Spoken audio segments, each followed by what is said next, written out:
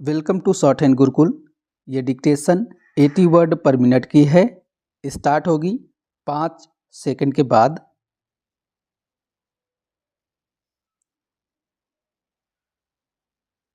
Start. अध्यक्ष महोदय, मैं निवेदन करना चाहता हूँ कि सरकार को यह निश्चय करना चाहिए कि इस बिल का सही उपयोग किया जाएगा। पुलिस को डाक द्वारा मत देने का अधिकार दिया जा रहा है, वह सही है। वह अधिकार इससे पहले ही दिया जाना चाहिए था, लेकिन आजकल चुनाव में जो गड़बड़ी होती है उसको दूर करने के लिए सरकार को मूल अधिनियम में संशोधन करना चाहिए। माननीय सदस्य ने अभी कहा कि इस बिल पर ज़्यादा वाद विवाद नहीं होना चाहिए, लेकिन हम विरोधी दल के लोग जानते हैं कि जूता कहाँ काटता है। अगर कांग्रेस पार्टी चुनाव से पहले गद्दी छोड़ दे और सरकार में ना रहे, तब हम देखेंगे कि कांग्रेस को कितने वोट मिलते हैं। चूँकि चुनाव के समय कांग्रेस पार्टी के हाथ में सरकार रहती है, इसलिए उसको इतने वोट मिल जाते हैं। मैंने मध्य प्रदेश में देखा है कि हमारे कुछ कर्मचारियों को आरोप लगाकर पकड़ लिया गया है। इस संबंध में न्यायाधीश का निर्णय वहाँ की विधानसभा में पढ़कर सुनाया गया है। पुलिस के वोट लेने के लिए ही यह बिल लाया गया है। हमें डर लगता है कि पुलिस पर दबाव डाला जाएगा। सरकार को यह बतला देना चाहिए कि ऐसा नहीं किया जाएगा। यदि प्रारंभ में ही चोर चोर का शोर मचा दिया जाए तो चोर घर में नहीं घुसता है, क्योंकि वह जानता है कि लोग जागे हुए हैं। हम अपना यह शक और चिंता इसीलिए प्रकट कर रहे हैं ताकि सरकार इन बातों का ध्यान रखे और चुनाव में होने वाली गड़बड़ियों को रोकने की कोशिश करे।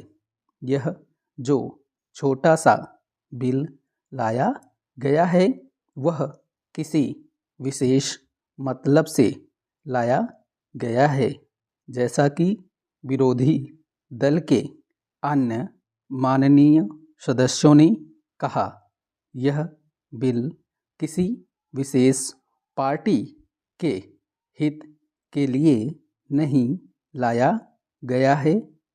केवल अपने प्रदेश से बाहर काम करने वाले पुलिस के आदमियों को डाक द्वारा मत देने का अधिकार देने के लिए नहीं लाया गया है। मैं निवेदन करना चाहता हूँ कि अभी देश में वे स्थितियाँ पैदा नहीं हुई हैं जिनमें वह अपनी मत के अनुसार जिसको चाहे वोट दे सके। सदस्यों ने कहा है कि मध्य प्रदेश के लोग जो नागालैंड में हैं, बेशक उनको यह अधिकार देना चाहिए, लेकिन इसके साथ साथ यह भी कहा जाता है कि हमारे राज्य में पुलिस के लोग हैं। अध्यक्ष महोदय, मैं कहना चाहता हूँ कि हर आदमी को यह अधिकार है कि जिसको वह चाहे डाक द्वारा मत भेज सके।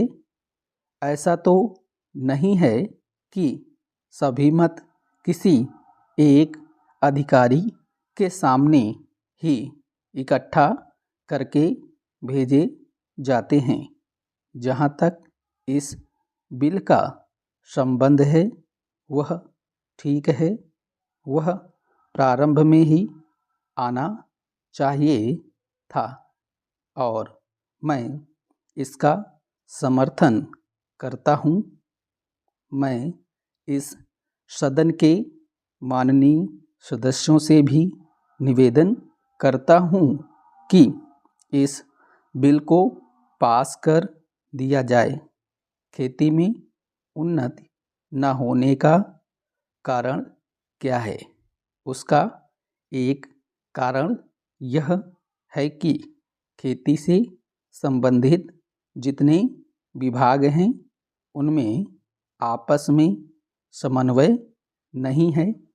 खेती के लिए अच्छी खाद की आवश्यकता है, पानी की आवश्यकता है, औजारों की आवश्यकता है और धन की आवश्यकता है।